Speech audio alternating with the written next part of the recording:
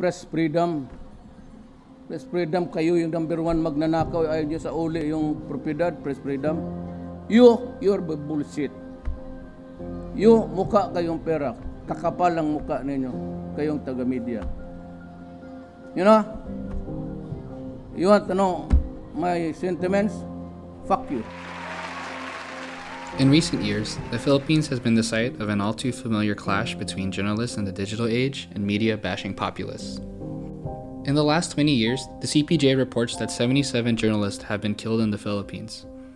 Issues in press freedom have only been exacerbated by President Rodrigo Duterte. The role of the media in a democracy is to keep citizens and voters fully informed about what and how those they have elected to power are doing right or wrong. This is not the situation as yet under Mr. Duterte. Since his election in 2016, Duterte has all but declared war on journalists, threatening news organizations such as Rappler and ABS-CBN by attempting to shut them down. Journalists like Patricia Evangelista, who works for Rappler, refuse to let opposition from the government and the dangers in the field stop them from doing their jobs. Evangelista led the investigative team behind the Rappler series Impunity, covering President Duterte's brutal war on drugs. There are many days when I think I should have been an accountant if I knew how to count properly. I think journalism is a choice we make every day. And compared to the danger on the street for the people we interview, it's nothing. So I'm afraid every day, but I remember how much more afraid they are to live their lives. So at any point where I'm terrified, I remember that. Maria, my boss, will tell you she doesn't scare easily. I do.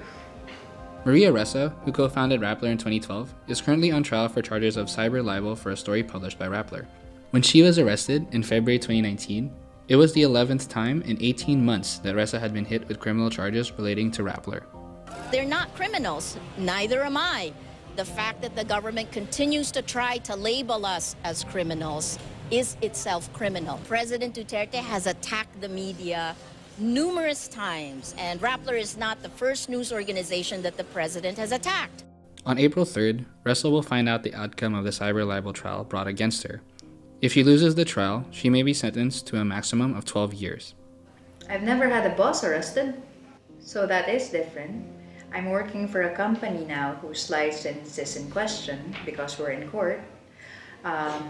There is a chilling effect across all media, but at the same time, we're more certain why we do what we do. We need to tell the story regardless of what's happening out there, and I'm privileged to be part of Rappler because they believe and they agree that many of the stories I see on the field deserve to be told to a greater audience. The narrative that a lot of people believe is that a certain number of citizens or a certain kind of citizen is less than everyone else.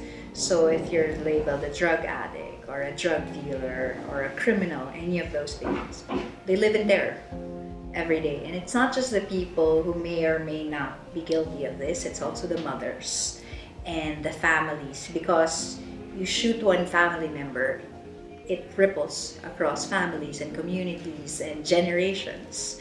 So the rhetoric of the drug war is about fear. If you are a good person by the standard of the government, you're safe. If you're not, then you're not safe. So fear is a fundamental. Since the Philippine drug war started in 2016, thousands of Filipinos have died. In their last report published in June 2019, the Philippine government estimates that 5,526 individuals were the subject of extrajudicial execution. According to the Philippine Commission of Human Rights, however, that figure could be as high as 27,000. The discrepancy reveals the sinister side of this war on drugs.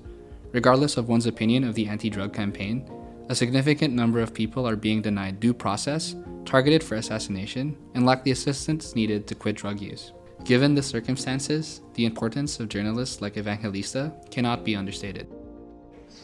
I cover the drug war, so it's not an easy story to cover, but fear also helps you put together the best story you can because you're afraid for the people you're covering.